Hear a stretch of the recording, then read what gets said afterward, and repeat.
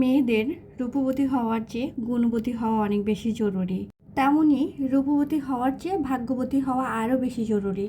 যত সুন্দর চেহারা নিয়ে জন্মান না কেন, যদি ভাগ্য খারাপ থাকে তবে আপনি কোথায়ও যেয়ে শান্তি পাবেন না।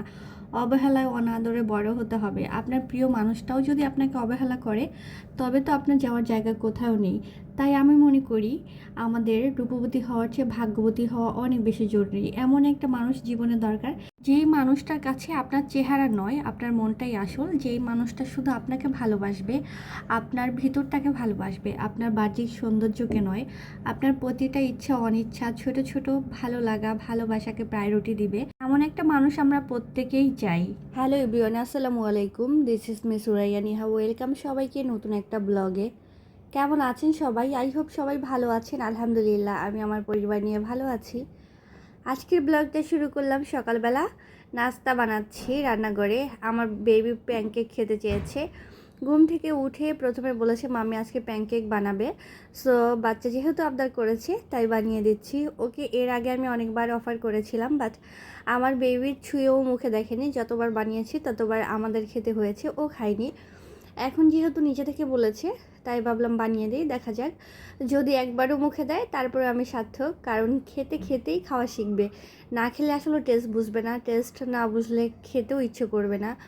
আমার বাচ্চাটাকে নিয়ে ছোটোবেলা থেকে খাওয়ার প্রবলেমটা অনেক বেশি ফেস করেছি, কারণ ও একদমই খাবার খেতে চায় না। যাই হোক, এখানে খুব বেশি কিছু দেইনি আমি। আটা দিয়েছিলাম আর 2টা ডিম দিয়েছি, সঙ্গে একটু ভ্যানিলা এসেন্স দিয়েছি, চিনি আর তেল, মানে যা যা লাগে আর কি, যতটুকু প্রয়োজন ওইভাবে দিয়ে আমি খুব সুন্দর করে এটাকে বেটারটা ফেটিয়ে নিয়েছি। এখন হচ্ছে প্যানকেক বানাবো, দেখা যাক। আমার বাচ্চা খেলে সার্থক বানানো হবে। ভিডিওর এই পর্যায়ে যে সকল আপু এবং ভাইয়ারা দেখা শুরু করেছেন লাইক করতে ভুলে যান, প্লিজ লাইক করে দিবেন। প্রথমবার যদি কেউ আমার চ্যানেল ভিজিট করেন, ভালো লাগলে সাবস্ক্রাইব করে দিয়ে আমার পাশে থেকে যাবেন। আশা করি ভালো লাগবে। ভিডিওর কোনো না কোনো অংশ আপনাদের হয়তো বা ভালো লেগে যেতে পারে, আর ভালো লেগে গেলে অবশ্যই আমার পাশে থেকে যাওয়ার অনুরোধ করছি। তো একটা বানিয়ে নিয়েছি, এর আগেও কিন্তু 2টা বানিয়েছি, হয়তো ভিডিও করা হয়নি, এই জন্য বললাম যে একটা বানিয়ে নিয়েছি। আজ আমার বেবিকে নিয়ে স্কুলে যাব, কারণ ও হচ্ছে 2-3 দিন ধরে স্কুলে যায় না। ওর স্কুল বন্ধ ছিল একদিন, আরেকদিন ও অসুস্থতার কারণে যায়নি।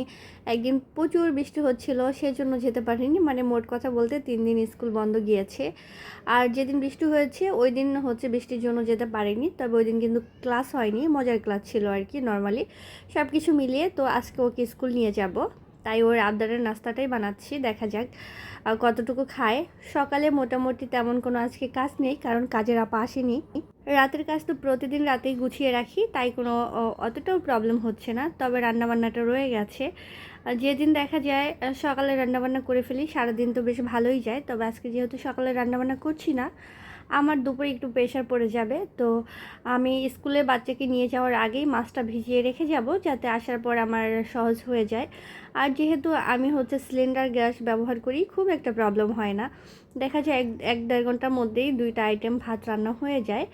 স্কুল থেকে এসে আমার বাচ্চা দেখা যায় টিভি দেখতে থাকে, রেস্ট নিতে থাকে, খেলা করে।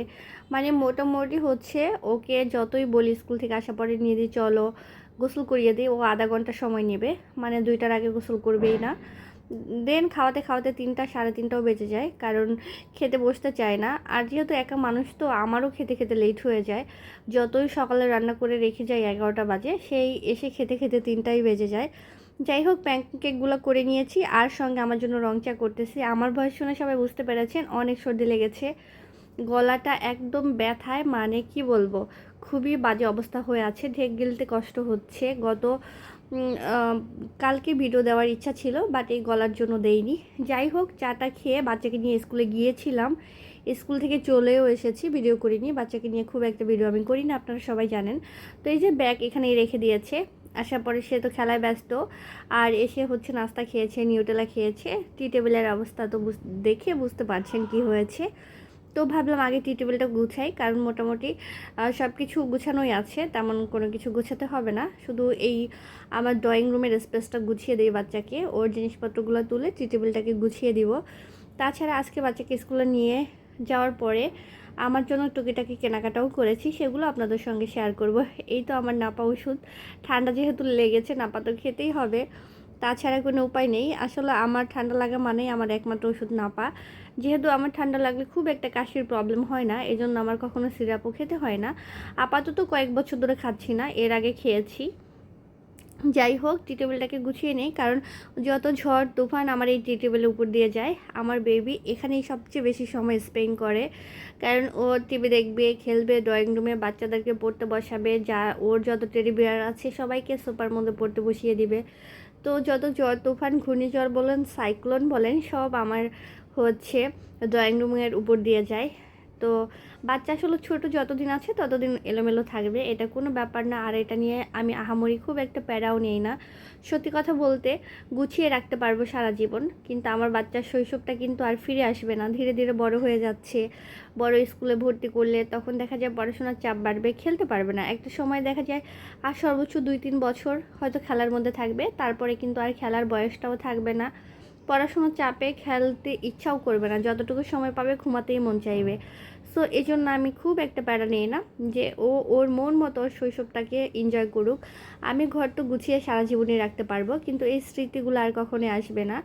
এই জন্য খুব প্রেশার আমার বাচ্চাকে দিই না। ও ওর ইচ্ছা মতো খেলে, মাঝে মাঝে আবার একটু রেগে যাই যে বাবা কেন এত অগুছালো করে রাখো, আমার একটু কষ্ট হয়। তবে ম্যাক্সিমাম সময় আমি কিছু বলি না, যে তুমি তোমার মন মতো খেলো, তুমি তোমার সময়টাকে তোমার মতো করে উপভোগ করো। যাই হোক, টি টেবিলটার কথা বলতে বলতে গুছিয়ে নিয়েছি। তো এখন হচ্ছে আমি আপনাদেরকে নিয়ে যাচ্ছি কি কি কেনাকাটা করেছি সেগুলো দেখানোর জন্য। এখন আপনাদেরকে দেখাচ্ছি আমার বাচ্চাকে স্কুল থেকে ফেরার পথে কি কি কেনাকাটা করেছি সেগুলো দেখাই। হঠাৎ করে নিজের জন্য কেন কেনাকাটা করেছি জানেন? বাসায় যেহেতু টি শার্ট বেশি পরা হয়, সো তার সঙ্গে সালোয়ার, দেখা যায় 3 পিসের সালোয়ার নষ্ট হয়ে যায় পরে পরে। এই জন্য একসঙ্গে হচ্ছে আমি সালোয়ারের কাপড় নিয়েছি কয়েকটা। এই তো দেখিয়ে দিচ্ছি আপনাদের। এখানে 4টা সালোয়ারের কাপড় নিয়েছি। এটা অনেকটা পিট কালারের মতো, এটা হচ্ছে ম্যাজেন্ডা, আর এটা হচ্ছে মাস্টার্ড ইয়েলো, আর এটা হচ্ছে ইট কালার। তো 4 রকমের 4টা কালার নিয়েছি। এর আগে দেখা যায় এই কালারগুলো খুব একটা পরা হয়নি, মানে এই মাস্টার্ডটা পরিনি, লাইট মাস্টার্ড পরেছি, দেন হচ্ছে ইয়েলো পরা হয়েছে। তো এই জন্য এইবার একটু অন্যরকম ডিপ কালারের মধ্যে নিয়েছি, যেহেতু বাসায় ইউজ করবো, সো বুঝতেই পারছেন, যাতে ময়লা টয়লা কম হয় আর কি। আর এখানে হচ্ছে একটা ড্রেসের কাপড় রয়েছে, একটু দেখাই আপনাদের।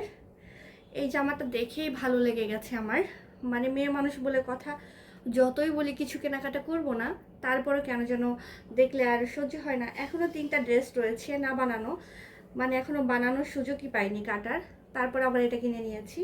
মানে এটা দেখে আমি কেন যেন এটা লোভটা সামলাতে পারছিলাম না, আমার ভীষণ ভালো লেগেছে। এটা হচ্ছে জামার কাপড়, সামনে পিছনে একই রকম টাইপের, আর এখানে সুন্দর একটা বর্ডার রয়েছে। আর হচ্ছে এই যে সালোয়ারের কাপড়টা একদম এক কালারের মধ্যে রয়েছে, এটা হচ্ছে খয়েরি কালার। আর এই যে ওড়নাটা, ওড়নাটা খুবই সুন্দর, বেশ ভালো লেগেছে। ড্রেসটা দেখে যেটা বললাম, রীতিমতো লোভ সামলাতে পারিনি, কিনে নিয়েছি।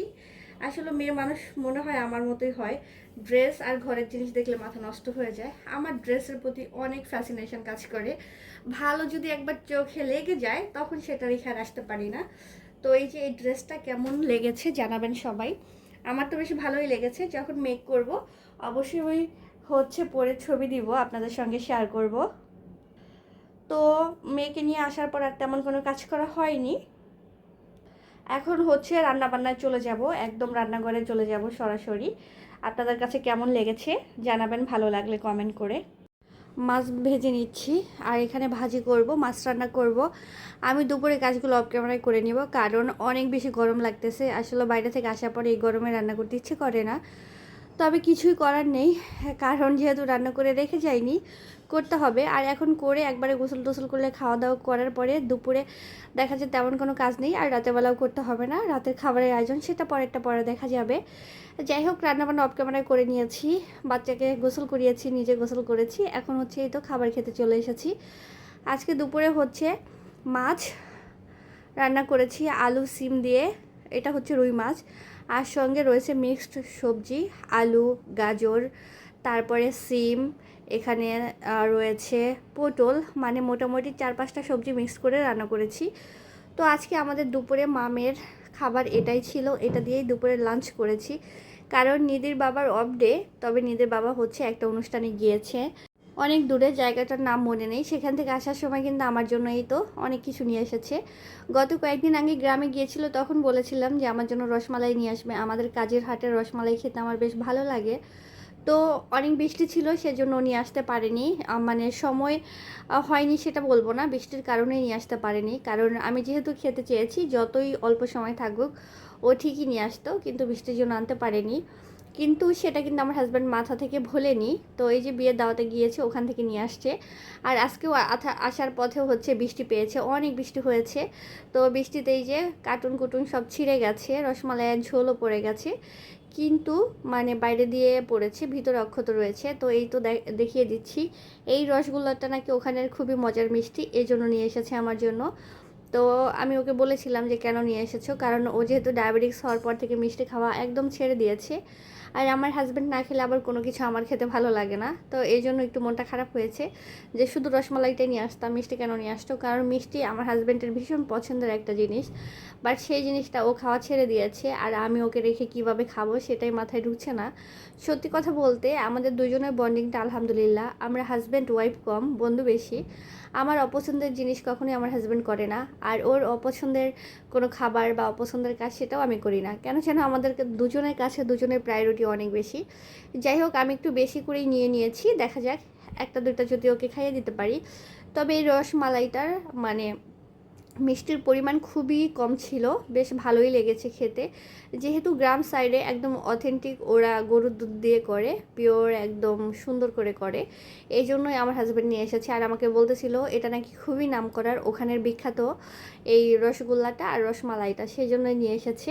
তো যাই হোক, ও কিন্তু খায়নি, উঠিয়েছিলাম একটু বেশি করে ওর জন্য আমার জন্য, তো ও খায়নি, এই জন্য আমি একটা মিষ্টি খেয়েছি। আর হচ্ছে রসমালাই খেয়েছিলাম অর্ধেকটা পরিমাণ, বাকিটা রেখে দিয়েছি ফ্রিজে। রাতের খাবারের আয়োজন করছি, এখানে 3টা ডিম সিদ্ধ দিয়েছি 3জনের জন্য, আর রয়েছে মিক্সড সবজি, পটল, তারপরে বরবটি, মিষ্টি কুমড়া, সঙ্গে রয়েছে আলু আর হচ্ছে সিম। এটা দিয়ে হচ্ছে মিক্সড একটা সবজি তৈরি করব রাতের জন্য। রাতে আর ভাত খাবো না, শুধু সবজি খাবো। তো আমার হাজব্যান্ডকে জিজ্ঞেস করেছিলাম, ও বলেছে আমাকে সবজি সিদ্ধ করে দাও। তো একদম সিদ্ধ করে আসলে খাওয়া যায় না, খেতে ভালোও লাগে না, কেন মানুষ কিভাবে খায় জানি না, বাট আমি একদমই খেতে পারি না। তো এটাকে হালকা ভাপ দিব, ভাপ দিয়ে এটাকে জাস্ট ভাজির মতো করব, তেমন কিছু ব্যবহারই করব না। মরিচ আর হচ্ছে তেল, হালকা তেল দিব, আর লবণ। তো এই তো এইভাবে করেছি, সঙ্গে একটা টমেটো দিয়েছি, কারণ এছাড়া খাওয়া মুখে যাওয়ার মতো আসলে রুচি আমার হয় না। সিদ্ধ খাবার কিভাবে মানুষকে আমি জানি না, আমি খেতে পারি না সত্যি কথা বলতে, এই জন্য এইভাবে করা। তো এইভাবে করলে দেখা যায় খাওয়া হয়ে যাবে সবজিটা, রাতে সবজিই খাবো, সবজি আর ডিম। ভিডিওর এই শেষ পর্যায়ে আমার সঙ্গে আমার প্রিয় আপু এবং ভাইয়ারা যদি এখনও থেকে থাকেন, সবাইকে আবার ধন্যবাদ জানাচ্ছি।